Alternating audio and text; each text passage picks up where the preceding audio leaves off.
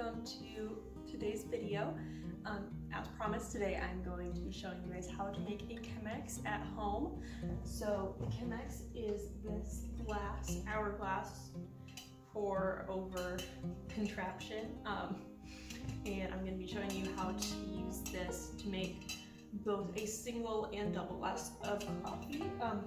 It's supposed to make 2 cups of coffee, but I mean, we're all in quarantine right now, and I'm quarantined with other people, but some people are just themselves, or maybe the only coffee drinker in the house, and you just want 1 cup. So I'm going to show you how you could make a single cup out of this and kind of turn it into a V60 type of situation. So first, we're going to start off with our water. So I have this gooseneck kettle that I got from Target, and I just fill the water up to the max fill line, which is inside of here, and I'm going to pop it onto its heating thing and just turn it on, and that'll start to boil. You can obviously do that on the stove. You just want your water to be as hot as possible. Well, not as hot as possible, but you definitely want it to be hot so you have a hot cup of coffee. So the next thing we're going to do is we're going to set up our actual chemex. So I have this reusable filter in here. The chemex just came with the reusable filter, and it just has this nice fine mesh filter in there. Now the problem with this is it brews the coffee really fast, and it doesn't allow for full extraction of the beans, and it makes kind of a weak cup. Now, I couldn't find actual chemex filters at the store. They were sold out, and those are normally a big circle, kind of like a bigger circle of the paper filter, folded in to 4 quadrants, and you put 3 on one side and 1 on the other, and that's your typical filter for a chemex. What the store did have was filters for a V60 pour over.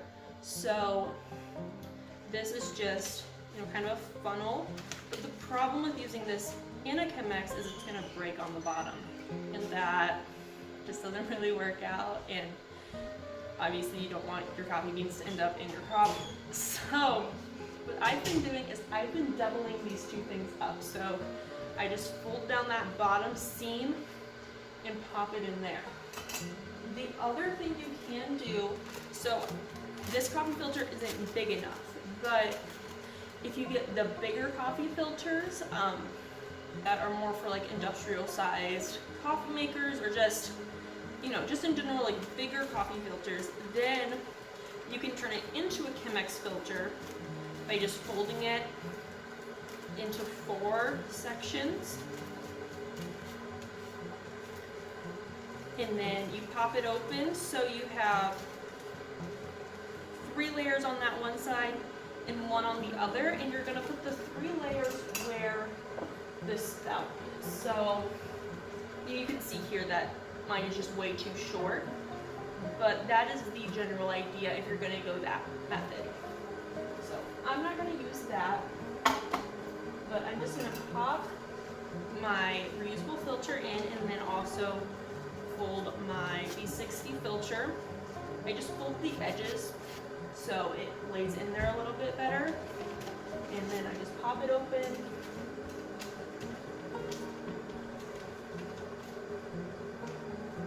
And there we go. The next thing we're going to do is we're going to grind our beans. Today I am using this Ethiopian from Peach Coffee Roasters. This is a roastery in Georgia, and I got their like sample award winners coffee, and oh my god, I could not recommend this set more. It comes with an Ethiopian, a Sumatra, and then an espresso, and they're just honestly some of the best coffees I've ever had. So typically we would make 45 grams of coffee into a chemex. Today I'm going to be having that because I'm the only one who wants coffee right now, so I'm going to do 23 grams of coffee. Now a chemex is supposed to make 2 cups, so this is kind of something that might be frowned upon, but like I said, I mean, we gotta do what we can with what we have. So I'm just gonna pop my grinder onto the scale right here and measure out 23 grams of beans.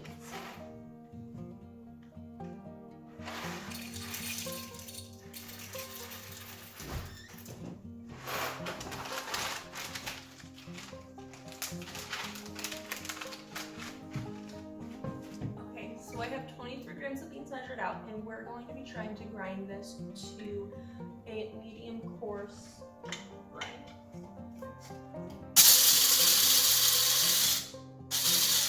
Okay, so this is what your coffee should look like. It should be pretty coarse. It's okay if there's still some like half beans in there.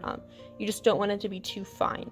So now that our beans are ground, I'm going to take my gooseneck kettle of hot water, and I'm just gonna wet the paper filter. If you choose to just use the reusable filter, you don't have to do this step, but it is important to do so you don't get that papery taste in your coffee. So now I'm just gonna go over to the sink and I'm gonna empty out this water that I just put into the kettle. Okay, so now that this is empty, I'm going to put my beans into the filter.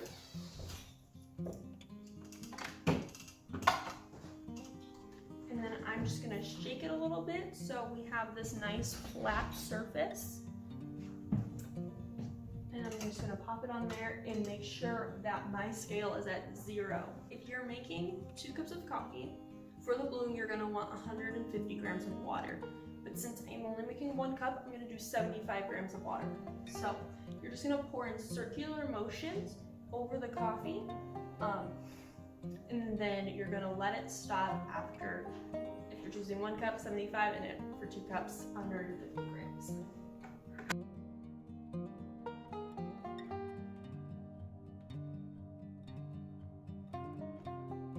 Okay, so now our coffee has bloomed. If you saw on that thing, I accidentally poured 84 grams of water in there. It's totally okay. You just want to be in that ballpark of 75 grams for a single cup and 150 for a double cup. So now after our coffee has bloomed, which will take about 10 to 20 seconds, a little longer if you want, but 10, 20, 30 seconds should be long enough. We're going to go again and pour in circular motions until we reach 700 grams for 2 cups and 350 grams for a single cup, and that includes that initial bloom.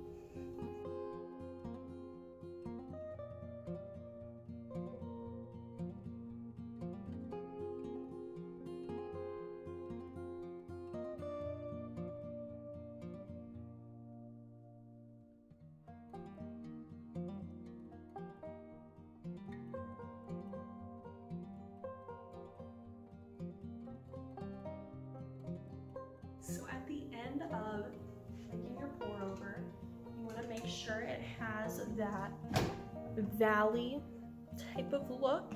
If it doesn't have that valley, it means that some of the beans were over extracted in that process of brewing, and that just takes time to get used to pouring in those circular motions, mostly focusing on the center, but you want it to be even across the board.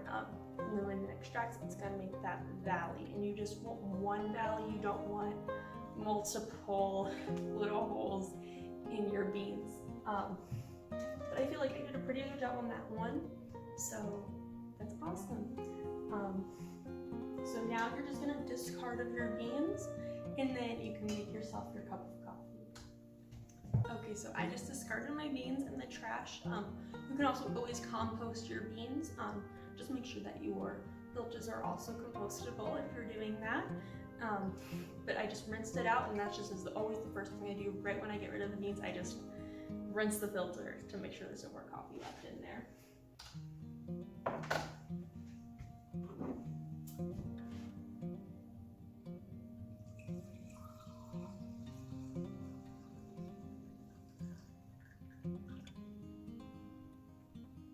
And there you have 1 cup of coffee.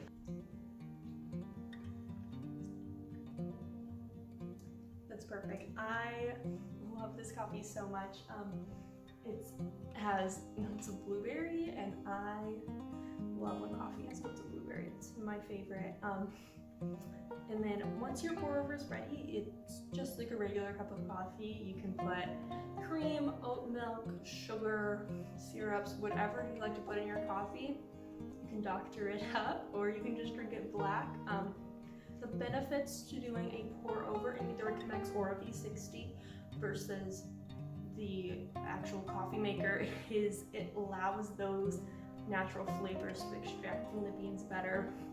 So if you're brewing in a normal coffee maker, you might not be able to taste those notes of blueberries and milk chocolate. Yeah, blueberry and milk chocolate. Whereas in this, it allows all those flavors to extract with that initial bloom. So that's why it's really cool to brew in a chemex or a V60. So yeah, I hope you enjoyed this video. If you want to see a video actually comparing like the pour over, a French press, and a coffee machine, let me know and I would be more than happy to make that. Expect some espresso videos since I got my Breville, which I'm very excited about. And yeah, I hope you have a wonderful rest of your day. Thanks. Bye. This fine mesh thing. It just, a grinder beans. Okay.